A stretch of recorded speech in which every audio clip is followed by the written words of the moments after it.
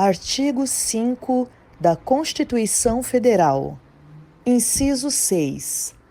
É inviolável a liberdade de consciência e de crença, sendo assegurado o livre exercício dos cultos religiosos e garantida, na forma da lei, a proteção aos locais de culto e às suas liturgias. Inciso 8.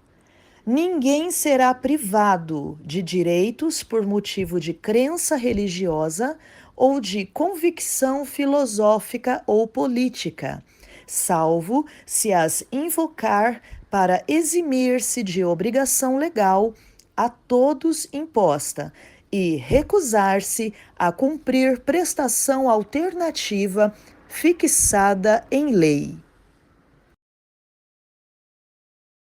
Amém. Uhum. Pense nisso mesmo, tá? Eu quero ressaltar para você a importância. Um dos pecados que a gente chama de pecados raiz é autossuficiência. O que é autossuficiência? É usar a própria força. Resumindo, né? É usar a própria força. E quando Adão e Eva pecaram, eles escolheram a maneira deles de pensar, né? Porque a Eva ainda deu uma barganhada, né? Mas se a gente, o Senhor falou para não comer, porque senão vão morrer. A serpente falou: não, vai morrer nada.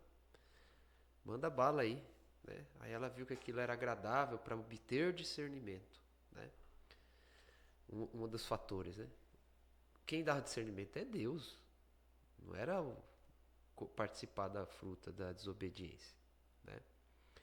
Mas mesmo assim, Eva se rendeu e passou para o homem. Então aquilo caracterizou o quê? Usar a própria força, né? Então o relato da queda mostra alguns pecados que são raiz, né? Nós chamamos de autossuficiência ou independência de Deus, né? Então muitas vezes isso é um tipo de pecado que as pessoas não percebem. Tem alguns pecados que são assim. Não é o que você está fazendo de errado, é o que você está deixando de fazer. Então, a gente sempre vai caminhando, né, para uma tendência da alma que é de independência de Deus. Às vezes a gente só quer depender de Deus quando não dá mais. Tem uma frase aí que virou até clichê de rede social dos crentes, mas é uma verdade, né? Ao invés da oração ser a última opção diante de um problema, deveria ser a primeira opção. Mas por que acontece? Por que o filho de Deus, o crente, ele fica autossuficiente? Porque ele se permite perder a consciência de Deus. Às vezes ele acha até esquisito, né? Uma pessoa falar, a pessoa não consegue colocar um parafuso e fala, vou orar. Ele acha até estranho orar para pôr um parafuso. Aquela pessoa falar isso, né? Muitas vezes a gente está ali trabalhando, né, na igreja, com a comunidade e as pessoas expõem os problemas, né? Primeira coisa, né, que a gente sempre fala, vamos orar sobre isso, né? Às vezes não vem resposta na hora, tá, irmão? Você tem que entender isso, tá? Você fala com o pastor, com o seu líder, né, com o responsável ali. Aí você já quer que ele dê uma resposta que resolva tudo. Pastor, tô passando um problema financeiro assim. Já quer que venha a resposta na hora, né? Às vezes não é isso, não vai vir na hora. Mas a primeira atitude, às vezes o pastor, o irmão, a irmã fala, vamos orar sobre isso para ver a direção de Deus. O pessoal já até desanima. Orar. Mas, por quê? É uma independência de Deus. Às vezes as pessoas esquecem de depender de Deus e vão para outros caminhos, né? O que tem acontecido muito hoje? Vamos colocar aí Levi e Mateus.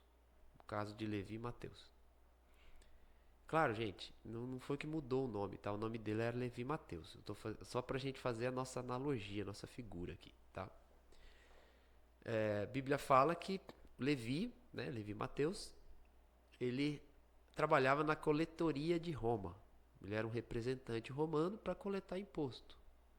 Então ele era um funcionário público de Roma, funcionário do Estado, né, de Roma,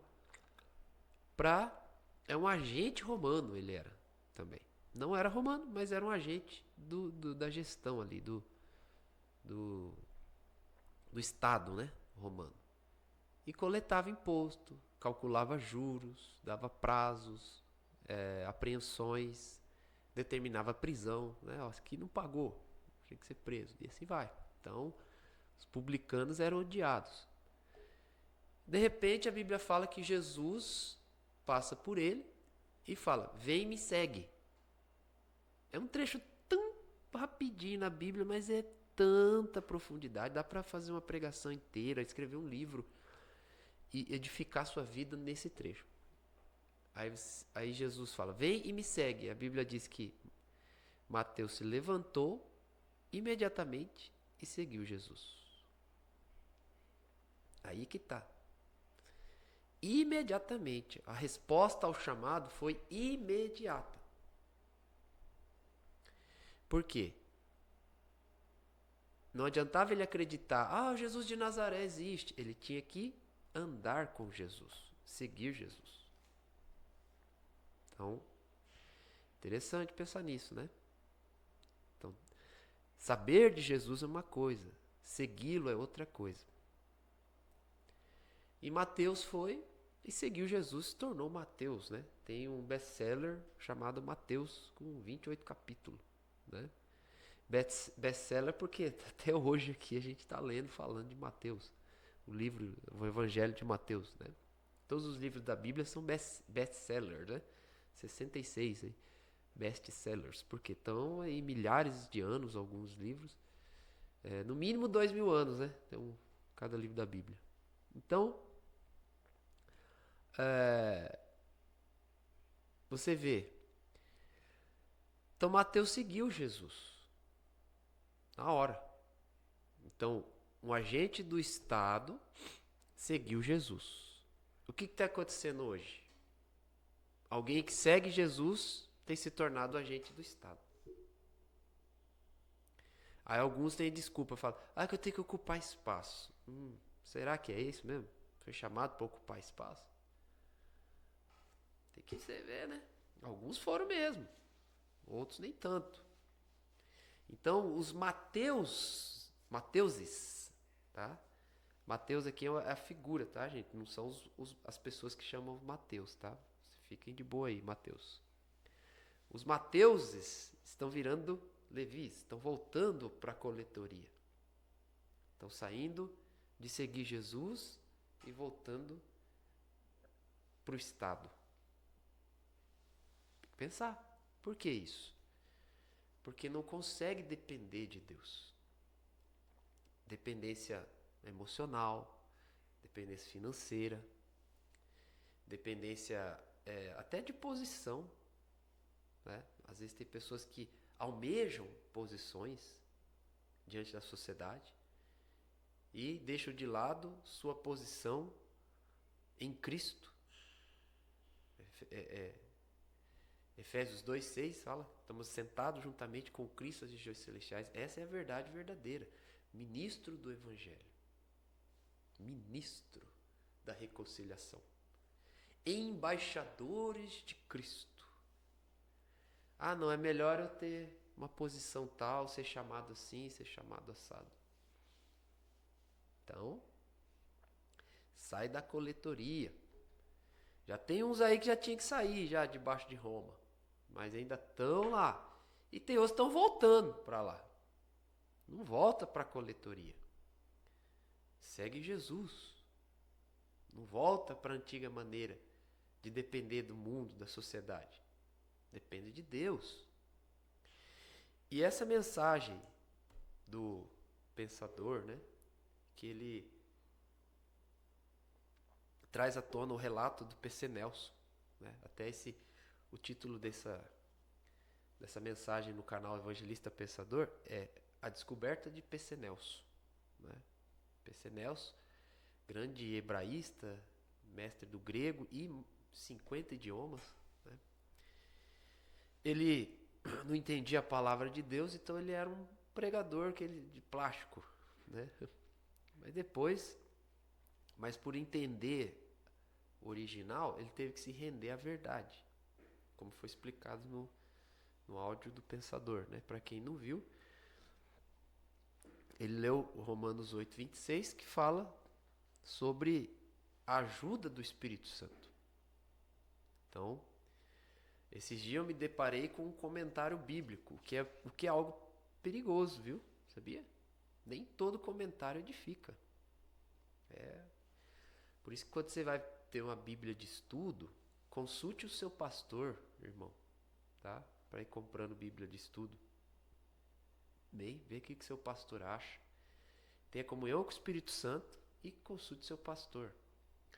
E pastores, há uma responsabilidade muito grande sobre vocês, sobre nós, de orientar o povo, né, as ovelhas de Jesus, para o caminho de entendimento certo da palavra. Peguei uma Bíblia de estudo aí, que esse trecho de Romanos 8:26, ele fala assim, ele é o comentário do autor, tá? Do camarada do estudo lá, do teólogo, né? Ele fala assim, que esse trecho de Romanos 8:26, ele fala assim, ele fez questão de escrever assim, não se trata de línguas, os gemidos inexprimíveis, mas de uma intercessão silenciosa do Espírito Santo, porque ele sabe todas as coisas e assim ora por nós.